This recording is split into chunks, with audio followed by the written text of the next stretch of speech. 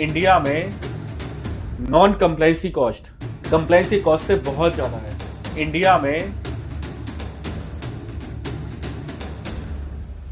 जो artificial intelligence government में आज की डेट में लगा हुआ है, कहीं ना कहीं से नॉन कंप्लायंस पकड़ेगी और आपको पेनलाइज करेगी।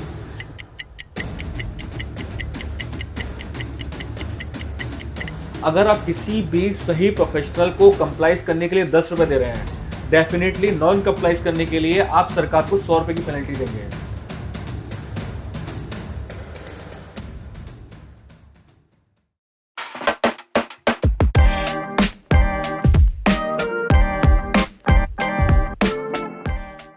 आज के टाइम में why should business not ignore tax planning and filing?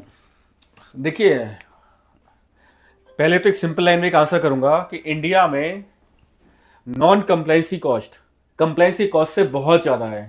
क्योंकि इंडिया में नॉन कंप्लायंस पे चाहे कोई भी, चाहे इनकम टैक्स कंप्लायंस हो, चाहे जीएसटी कंप्लायंस हो, चाहे रेरा कंप्लायंस हो, कोई भी कंप्लायंस हो, उसमें हैवी पेनल्टीज है। ये इंडिया के लॉज और रेगुलेशंस है। अब देखिए, आज से 10 साल पहले और आज बहुत फर्क है इन दोनों चीजों में। पहले क्या होता था, पहले कुछ भी एडजस्ट हो जाता था।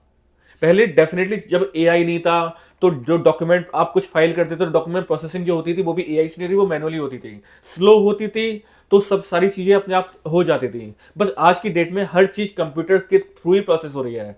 जब चीजें कंप्यूटर के थ्रू प्रोसेस हो रही है तो डेफिनेटली अगर आप थोड़ा भी नॉन कंप्लाइज करेंगे तो जो आर्टिफिशियल इंटेलिजेंस गवर्नमेंट में आज की डेट में लगा हुआ है, कहीं ना कहीं से नॉन कंप्लाइज पकड़ेगी और आपको पेनलाइज करेगी।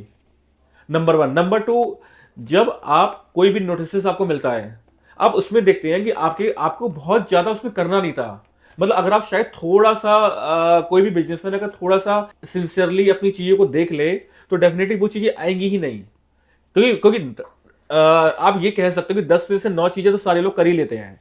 सिर्फ एक चीज है जिसमें आपको हेल्प की जरूरत पड़ती है, आपको प्रॉपर गाइडेंस की जरूरत पड़ती है। तो प्रॉपर गाइडेंस लीजिए और पूरी कंप्लायंस करिए अपने बिजनेस की। अगर आप टैक्स प्लानिंग प्रॉपर, आप टैक्स इवेजन मत करिए, टैक्स प्लानिंग करिए कि किस तरीके से आपको अपने एक्सपेंसेस प्लान करने हैं, आपको क्या क्या खर्चे अपने बिजनेस में क्लेम करने हैं, उसकी प्लानिंग करिए। ना कि ये प्लानिंग करिए कि किस तरीके से हम गवर्नमेंट को डेटा ही प्रेजेंट ना करें।